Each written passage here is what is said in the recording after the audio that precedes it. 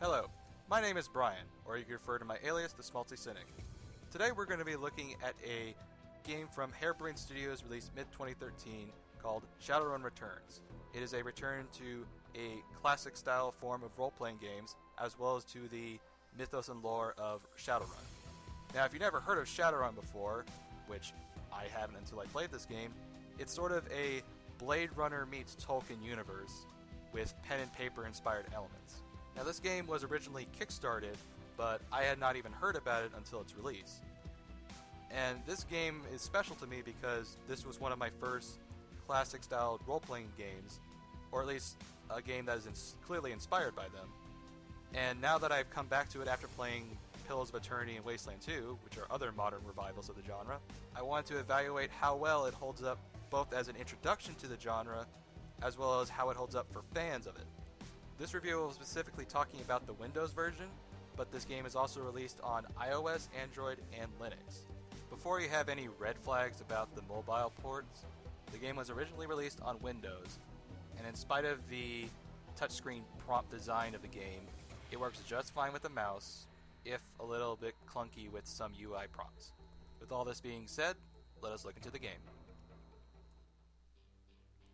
Now, before we talk about the gameplay elements or examine the campaign storyline that's offered, I do want to go into some detail about the character creation system of Shadowrun. If you've played the tabletop, this information is probably already well known to you, but for people like me who have very little, if any, idea about how exactly the world of Shadowrun makes sense, this information is primarily for them, and down below there is a timestamp that will take you directly to the information that's more relevant.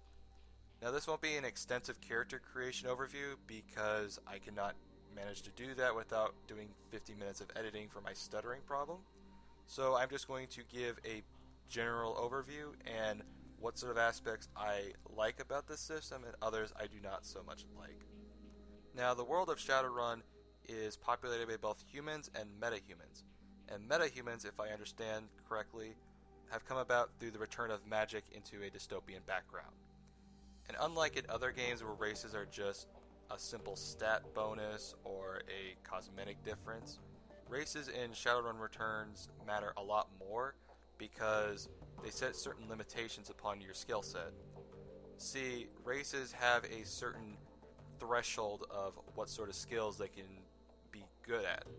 So, trolls are horrible conjurers, but they can take a ton of damage by having super high body points. Now, this system doesn't explicitly limit your potential with using one race for one only class, because you can even choose to multi-class or play a class entirely of your own by investing into the points. It's just important that you realize what is the maximum amount of attributes your character can hold in a specific category, which is always listed in the detailed information about the race stats. And also, when you look on your karma screen, it will tell you what is the maximum of a certain attribute for whatever race.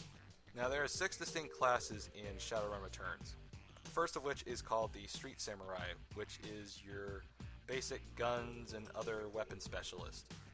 There is no real limitations on what you can equip him with, but he's pretty simple, and if you just want a simple weapon specialist to ease yourself into the game, or someone to always fall back on as you can mix and match your teammates and see what works with you, this is a great beginner's choice. Mages are the general spellcaster, which have primarily area of effect and offensive abilities, as well as some support and healing abilities. Now, just because they are relying on their magic doesn't mean that they don't have some inventory management to be involved. See, there are 3 levels of magic for each spell, and as you progress, you will unlock each tier as you go higher and higher. And the spells progressively get more demanding on AP cost and cooldown timers, which, if you try to use a spell before its cooldown timer, you will suffer a health penalty. You can use normal conventional weapons, or you can use the mana burst shots you can unlock later, but that's pretty late game, so having some sort of firearm at your side is probably what you're going to need. One type of equipment you might want to be wary of if you choose to play as any magic class are the cybernetic enhancements.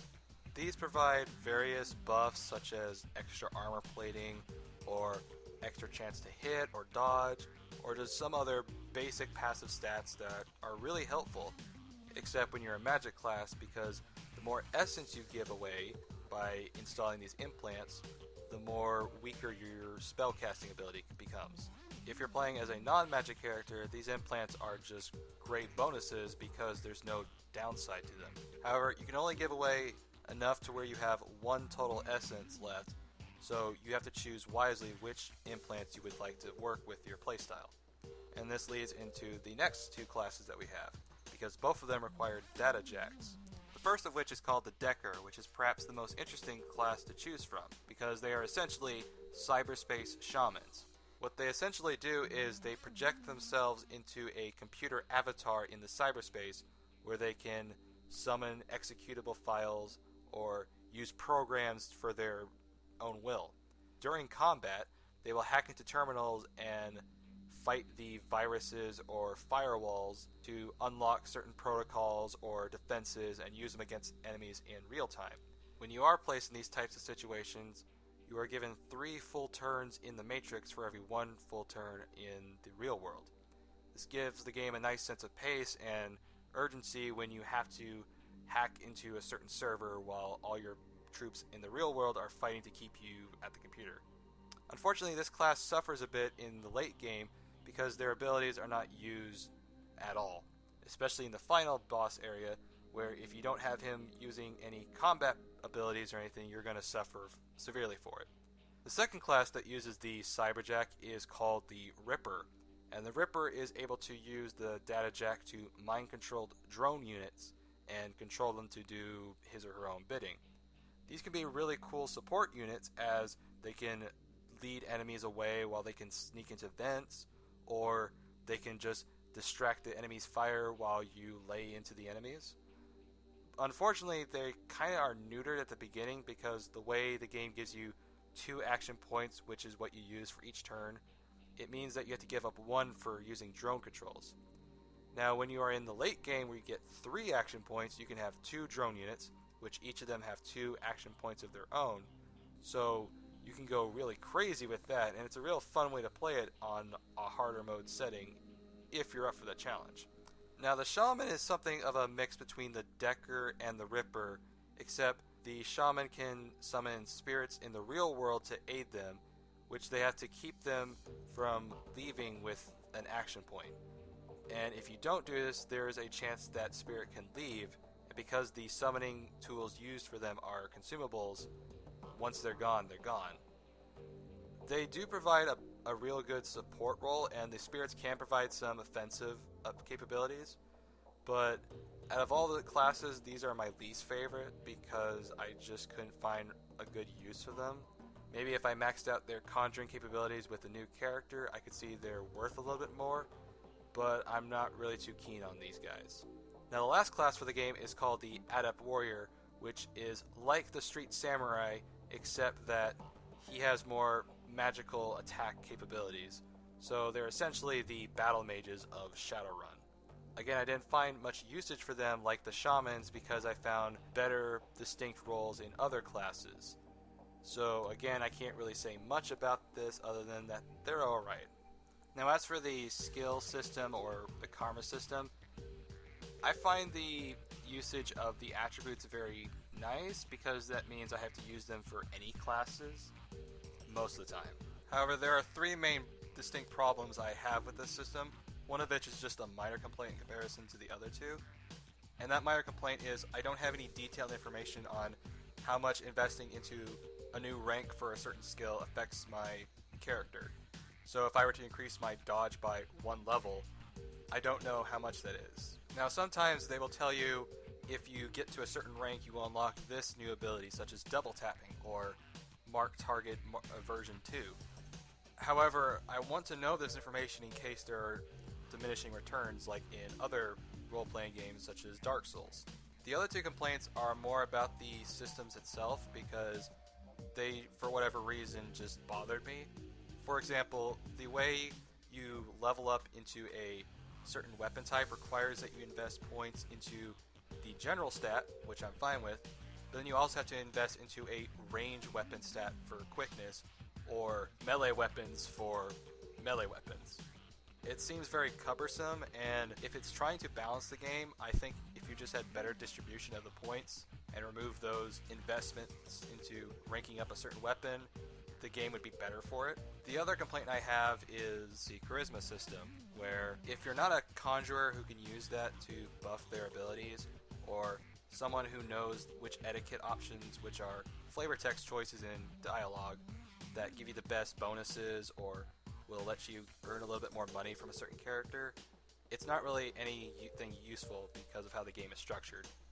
Aside from these few complaints, I quite like this system in general. I just think that there are aspects of it that could build upon it and make a better game from it.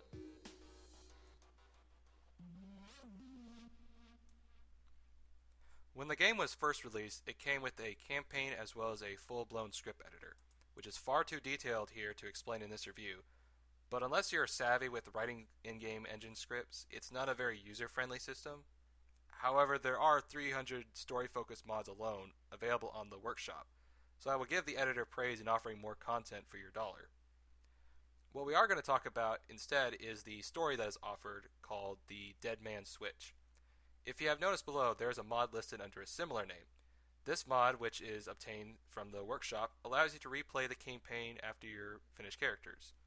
There's really no point to it, because unless you want to make the game easier on harder settings, it doesn't scale with the game, nor does the squad actually scale up with you, so you will make only yourself better.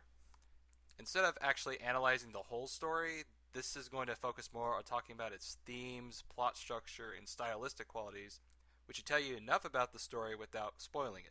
If you listened to my BioShock review, I may have given you the wrong impression that when I analyze a game's story, I'm looking for the deeper meaning underneath it, which can sometimes be the creation of the reviewer itself. That was something completely unintentional. The reason why I dwelled so much on the message of BioShock is because it's often praised as being something thought-provoking when, if you looked underneath it, it's full of holes. Now, this isn't to say that the story of Shadowrun Returns is horrible or dumb. Instead of being artsy, it's more Pulp Fiction-y. So the plot is something I'm trying not to spoil, which I've also used my gameplay clips from earlier sections, so not to ruin the experience for you. With all this being said, let's delve into the story. You wake up alone in your apartment late one night, needing to make ends meet. While searching for your apartment for the residue of your life's purpose, you receive a video call. Upon first glances, it's that of a former runner and friend, Sam Witz. Except, it's not him. No, that live and smile plastered on the computer screen is none of your late drinking buddy. Your friend has been murdered, and now he's asking you to seek justice from the cold slab. And if honor isn't enough of an incentive, the payment will keep you interested. You book a flight back to Seattle. Summer rains. You can truly never predict them. Now, this monologue serves more than just comedic purposes because it sets a stage for the tone of the game as well as what aspects I truly like about it. The first thing that stands out is that there is no voice acting in the entire game, which relies entirely on text-based options for dialogue. This works surprisingly well because of the flexibility of what Shadowrunners are. Shadowrunners can be as profit motive or self-interested as they can be. It's just consistent in this world because that is the type of people you come across. So whether you're just a friend withholding grief for vengeance or seeking his justice, or you're someone looking for his next big payday, the writing is very flexible without explicitly detailing your motives.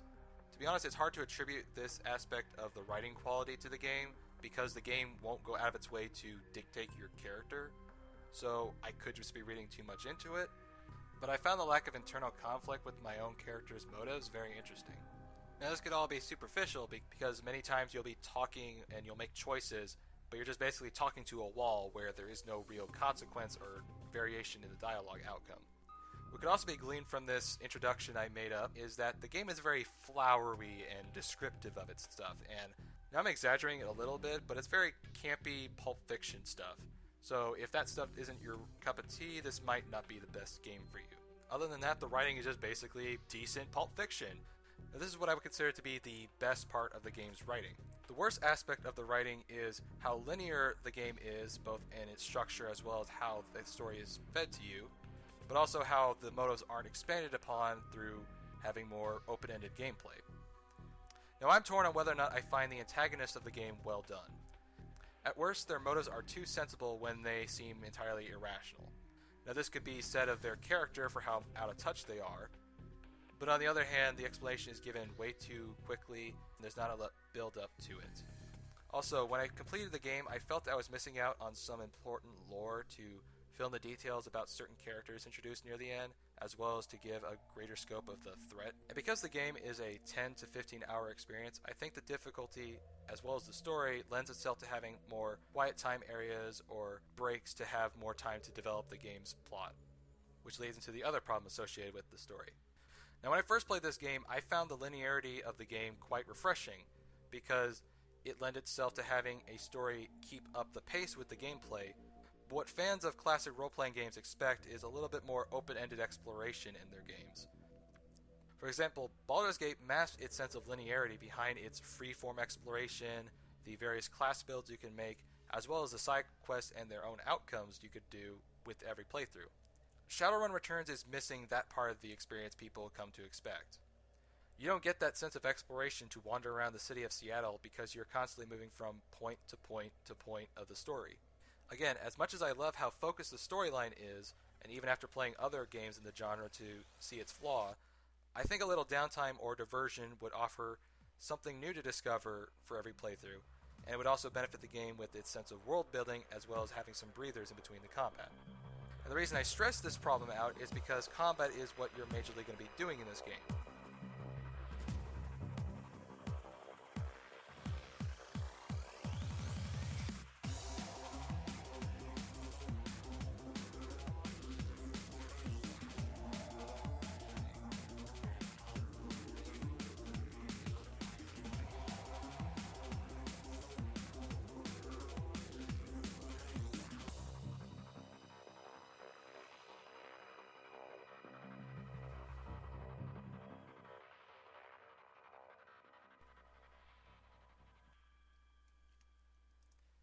Now, if you skip the character creation section, or if you couldn't tell from the montage I just played, the gameplay of Shadowrun Returns is something that has various influences on the modern take of XCOM. And I know that is often a misused comparison for these turn-based tactics games, but I think it's appropriate here because there are just a lot of similar mechanics. For example, instead of worrying about how much ammo you carry, you just use up an action point to reload your gun and you have infinite ammo.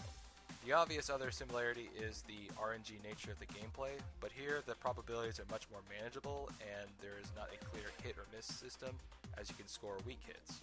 Now, where the gameplay shows many similarities and probably much more than I'm going into right now, the way you assemble your team as well as manage resources is a much different experience. See, in Shadowrun, you actually have to hire your team by using a network of other Shadowrunners like yourself. These Shadowrunners come equipped with their own equipment and abilities, and you have to weigh in the total cost of the team you're trying to assemble as well as how well you should equip yourself. Now, when you're stocking up before missions, you will usually accumulate Nuyen, which is not very commonly given to you, nor in a reliable manner. So be careful of spending it all at once. Now, you're more likely going to have to spend most, if not all, your money for every mission just to be well equipped or to improve yourself along with having a suitable team. Because you might need necessities, maybe not now, but for later. For example, you can buy cybertech and medical supplies from the doctor. Regardless of what item or vendor you're going to, there's always a 3-tiered system in place. So there is a basic medkit, an advanced medkit, and an expert medkit. And the same goes for spells and for Ripper drones. And these scale up with you as you play the game, but sometimes you may not want to invest entirely into the top tier supplies because you want to save that money for assembling your team. It's a system I personally am fine with because the game feels tailored around that with the rewind system, which I'll mention in the UI section. But I could see how that could stress some people out when they first play this game. Just know that if you have a team of 3 or 4, even if they're not your top tier units, that's still enough to get through the entire game. And you get to a point where you'll accumulate so much Nuyen that you'll just spend it willy-nilly.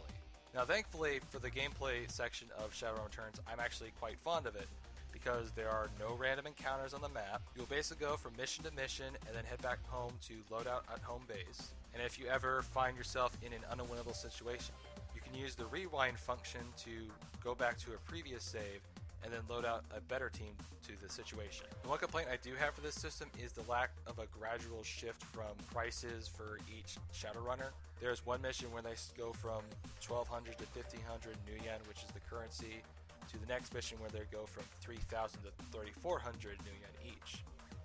And I think that's kind of a cheap move, and again, if the gameplay and story were smoothed out just a little bit, I think this would be a gradual shift and it'd be a much more fair difficulty. But other than that, I am quite fond of this system because it's simple, it does its job, and the game keeps scaling it up to keep it fresh and interesting. However, there is one point of the game I do want to sort of spoil because it's a cheap move by the developers to make the game harder. On the second to last mission, which is where you infiltrate a highly trained security facility, you will not be able to buy any medkits or trauma kits after that mission, which makes no sense because you can buy any other supplies on the lead up to the final mission. This is sort of mitigated by the fact that in the last part of the level of the final mission, you can find a room which has a ton of medical supplies, including trauma kits, med kits, etc. But I feel that that was unneeded, and I don't know why that was in the game other than maybe a coding issue. However, I don't think that moment ruins the entire experience, so I will just mention that and then go into the UI and any other technical issue section. Now this section is going to be fairly brief because I don't have a whole lot to say about the topic. The only issue I found with the UI of this game, which is primarily a touch surface kind of system, is when you have enemies close to an interactable section, it can be kind of annoying because there's a radius around each object which can lead to clicking on the wrong thing. So that's one point I will say is bad about the UI decision. But as for the technical capabilities, the game is highly well optimized and it's a fairly good-looking game, especially when you add the high-res texture pack. But one game-breaking bug, which is more of a blessing than an actual bane, is that you can actually enable the invincibility mode of the game on without even knowing. This is a result of the game being first made around the rewind system, where you could reload a past checkpoint, which the game would give you plenty to fall back on before and sometimes during missions, so you could redo your progress without ever getting up to a point where you couldn't beat the game. Now, when the game was first released, it did not come equipped with a quick save option, which fans requested that it be implemented into the game. Now, this resulted in the problem where in the first mission of the game you had the invincibility mode turned on just for story reasons, but if you take a quick save in that section, that will extend throughout the entire game. You will still take damage and you will still drain your health down to 1 HP. You will never require a trauma kit to stay alive. Now you can actually exploit the game using this if you really want to, and I wouldn't recommend that you do this because it can make the gameplay feel a little bit grindy if you're just alone and all your teammates are dead. But if you are afraid that the game is too difficult, or if you want to make sure that you are maximizing your efficiency, it can be something useful or something to exploit the game in your favor. Aside from these two minor complaints, I think the game still holds up, and even though it suffers from many problems that I've listed in throughout this review, I think this game is still quite a classic for what it is.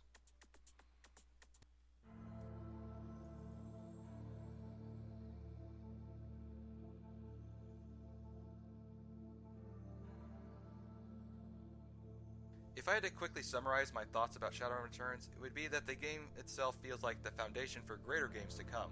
This is most likely the developer's intentions, as there were two standalone expansion stories to follow, Dragonfall and Hong Kong. This is a situation where I think the developers wanted to establish its mechanics first, and then make a better game from it, which is how I would describe how Obsidian is handling its Pillars of Eternity series. And from what I've heard from various fans, as I've yet to play the next two Shadowrun games myself, many fans seem to love them more so than Shadowrun Returns. Now, if I find myself sharing a similar opinion, I think some part of me will always look more favorably on Shadowrun Returns. Because if the game is simply remembered as a demonstration of the greatness that follows it, it speaks volumes of what a great experience was created.